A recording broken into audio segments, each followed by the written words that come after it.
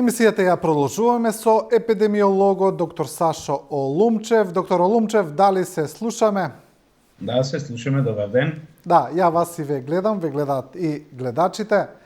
Кажете ми, гледаме што се случува со Омикрон сојот. Имаме зголемен број на дневно заразени. Претпоставам дека тоа прави и одреден притисок и врз болниците, но како што велат надлежните, тој притисок сепак не е толку голем како што беше со изминатиот Делта сој. Како гледате вие прво на целиот тек на пандемијата пред се со појавата на Омикрон сојот, за кој велат дека можеби ќе означува и крај на пандемијата? Видете вака, Омикрон сојот, како што кажа и колегите нели од поголемите земји кај што прво се појави, кај што беше детектиран, беше кажано дека ќе се работи нели за сој кој дава некоја лесна симптоматологија, меѓутоа е исклучително заразен, што се потврди нели и кај нас. Што ни се случи? Ни се случи тоа што го очекувавме согласно анализите и податоците кои ги имавме. Значи изворедно високи бројки кои ќе почнат нагло да растат веднаш после празниците, нели после новогодишните празници, после божичните празници, и тоа ни се случи со отварањето на училиштата. Еве веќе почнаа бројките да не растат. Јас се зборувам нели за мојот терен тука, што веројатно секаде е така низ цела Македонија. Се пријавуваат секојдневно случаи. Еве баш сега ги отворав анализите од вчерашните тестирања, имам 40% од тестовите PCR позитивни, претходно имах преку 60%, значи бројките ќе ни видат тука. Штом се некаде околу 50%, тоа е веќе висока бројка на заразени, нели, односно на позитивни лица кои се веќе потврдени со PCR тестови, така да очекувано е бројките овие 2 недели да ни бидат извонредно високи, иако симптоматологијата, особено кај помладите, кои во моментот ни се таргет група, зборувам бидејќи долго време беа изолирани, нели, седеа поголемиот дел дома ланската година поради онлайн наставата, тие не ни се прележени, ниту ни се вакцинирани, и сега во моментот вирусот токму таму ќе ни биде лоциран и ќе циркулира токму во таа популација, што гледам дека вчера и денес како се пријавуваат нели бројките од страна на раководните лица на училиштата, дека имаме веќе пораст на заболени и деца, ученици, но и наставници.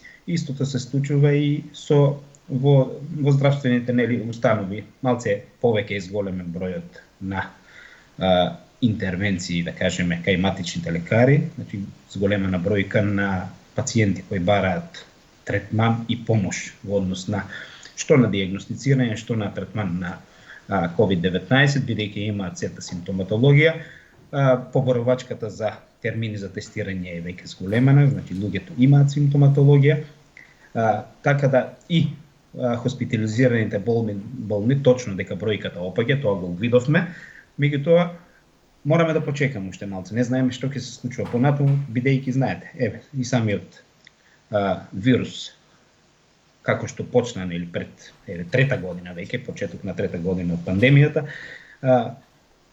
почна со еден сој, па ни се јави втор, трет, четврти, петти, еве до сега подсојот нели на Омикрон, стелт Омикронот, кој веќе е детектиран беше во Србија, па се детектира и кај нас.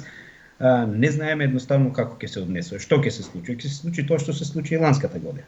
Сега ќе почне, ќе имаме висок раст на заболени, ако е Омикрон, нема да имаме некои посебни проблеми, ако е Делта, тогаш сметајте дека ќе имаме проблеми и удар врз здравствениот систем, бидејќи гледаме дека имаме различни податоци од различни делови на републиката. Значи во поголемите градови, да речеме како што е Скопје и поголемите градови, каде што имаме поблиски контакти, поголем промет на луѓе кои се мешаат од цела република, ни се случува да веќе почнува Омикрон сојот да биде доминантен. Меѓутоа за разлика од тие градови кај нас на пример, во помалите градови кај што нема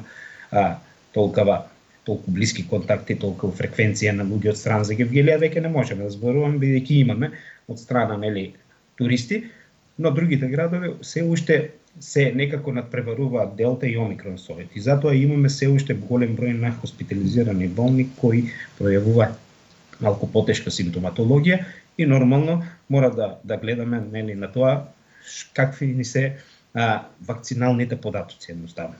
Значи ние имаме во просек многу мал опфат на вакцинација, да речеме, на ниво на Република Македонија. Во Гевгелија ние, иако бевме по првите 3 града, според бројот на вакцинирани лица, на комплетно вакцинирани, некаде над 60%.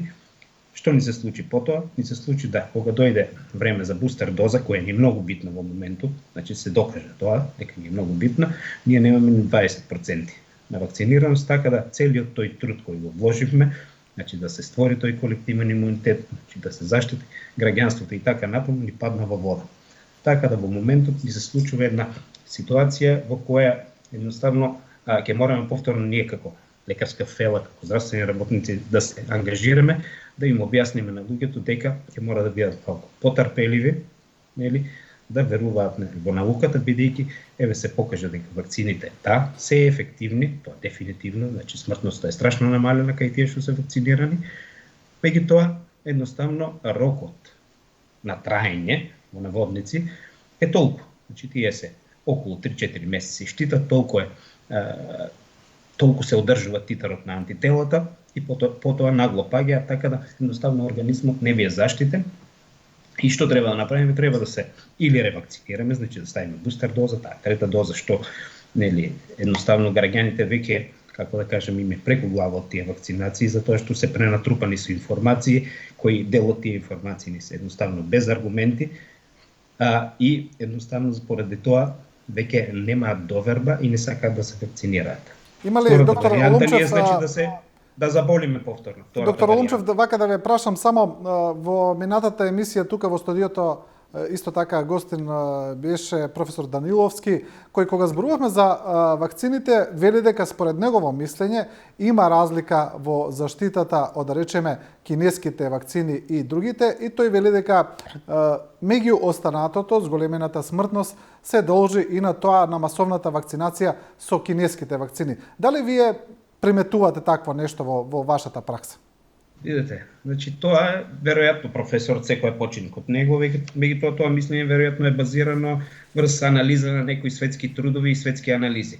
Меѓутоа ситуацијата од терен не можеме ние сега да кажеме ова е подобро или ова е полоша вакцина. Еве на пример, да ви кажем пример во моето семејство. Значи сите се вакцинирани со различни вакцини. Јас бев со Pfizer како здравствен работник, сопругата со кинеска вакцина, керката со кинеска, најмалиот син со Pfizer. Што се случи сега? Кога заболевме последниот пат, еве јас како со Pfizer, да ви кажам, јас можеби поминав најлошо. Значи се уште сум под терапија и така натаму, бидејќи еве колку 18-19 дена едноставно не можам да се опоравам од компликациите кои се јавија на долно-респираторните патишта. За разлика од мене, тие поминаа многу полесно, иако се вакцинирани со кинески вакцини, така да тука мора малце да се споиме и теоријата и праксата. Значи тоа што го имаме ние на терен, дава сосема поразлична слика. Значи се е подобро отколку ништо. Да се разбереме, дали е кинеска, дали е Pfizer, дали не е, на нас во моментот ни е најмалку битно, бидејќи омикрон сојот едноставно е толку заразен, што ви треба 2 секунди за да се заразите. Значи толку трае заразата. Под сојот, кој е сега, стелт омикронот, кој исто така се појави и се детектираше веќе и секвенциониран кај нас, ви е 10 пати позаразен од омикронот. Се може да замислите, ако на овој вирус му треба 2 секунди, на овој ќе му треба помалку од 1 секунда за да ве зарази. Значи ние нема сега да мислиме на тоа која е поефективна, туку што е подобро. Значи подобро е во моментот ние да направиме вештачки предизвикан имунитет со вакцините, отколку природен. Не за друго, не дека при природниот имунитет ви е многу подобар, далеку од тоа. Меѓутоа ние не можеме да ризикуваме во моментот да ги тереме луѓето да се само заразуваат масовно со образложение дека ќе помине со лесна симптоматологија. Тоа ќе можеме да го направиме тогаш кога ќе бидеме убедени дека омикрон сојот ни е доминантен, но кога ќе имаме доказ. Ние во моментот таков доказ немаме, значи и делта сојот и омикрон сојот сега во моментот се надпреваруваат кој ќе биде доминантен. Кога ќе стане омикрон, кога ќе има слика на обична настинка, тогаш веќе можеме да одиме на форсирање на тој колективен имунитет по природен пат. До тогаш ние мораме да вакцинираме и да им објасниме на луѓето дека вакцинираните кои ни беа, не е битно со која вакцина, смртноста беше намалена за многу пати во однос на тоа, но и хоспитализациите исто. Тоа не е битно за тоа што тоа е сериозен удар на здравствениот систем, како во ресурси, така и економски. Докторе, сега имаме огромен број на дневно заразени. Тие не се секвенционираат, не знаат сега луѓето дали е омикрон или не, претпоставуваат веројатно по симптомите, но без разлика. Што е сега со сите оние кои се сега заразени, кои излегуваат од изолација, они за колку време ќе треба да се вакцинираат, доколку еве се со 2 вакцини, најчесто е така, за колку време они би требало да ја примат бустер дозата, доколку сега ја поминат заразата? Видете сега, значи ние можеме од искуство назад ако се вратиме, значи сите други соеви кои беа до сега, може да се вакцинира после 2 месеци требаше да помине, затоа што обично после вториот, веќе кон третиот месец, антителата почнуваат да паѓаат. Меѓутоа, тука имаме веќе сознание дека омикрон сојот и неговиот подвид стелт омикрон вешто го заобиколува имунитетот. Штом го заобиколува имунитетот, тој не ствара ниту предизвик, ниту стимул во тој имунитет за да се ствара антитела. Што значи, моја предпоставка, ќе мораме да почекаме, да направиме некоја анализа, да видиме дека ќе може многу порано да се стави таа доза, можеби месец дена после прележувањето би требало да се вакцинираат луѓето, се со цел за да можеме да ги дочекаме подготвени пролетните, односно летните месеци, кога очекуваме да имаме пад на температурата, за да може да го поминеме како ланската година со многу помал број на заболени, односно со многу помал број на инфицирани. Така да веројатно ќе биде скратен тој период. По тоа што анализите го кажуваат и тоа што го гледаме во клиниката во моментот, кои симптоми ги дава омикрон сојот, кои симптоми ни го дава делта сојот, така да едно самото искуство веќе ни кажува кој каков вирус носи во себе, од што е инфициран. Самата симптоматологија така веќе ќе мора да се размислува и на таа тема дека ако продолжи со овој тренд на заразување, можеме ако надминат позитивноста на тестовите над 50-60%, оние кои имаат лесна симптоматологија нема ни да има потреба да се тестираат, едноставно ќе се знае, да, вие сте заболени или инфицирани од омикрон, имате лесна симптоматологија, ќе останете 7 дена дома и така натаму. Меѓутоа, затоа потоа ќе мораме малце да седнеме, да размислиме на таа тема, да размениме мислење колегите меѓу себе и да донесеме некои своји ставови кои ќе бидат предложени нели на повисоките авторитети кои ќе ги носат понатамошните одлуки во тој дел. Да, добро, доктор Олумчев, ви благодарам за овој разговор. Благодарам и вам. Ова беше доктор Сашо Олумчев, епидемиолог. Со овој разговор го завршуваме ова студио 10. Ви благодариме на вниманието и на довербата. Останете во добро здравје, пред се, тоа е најважно, со програмата на Телевизија 24.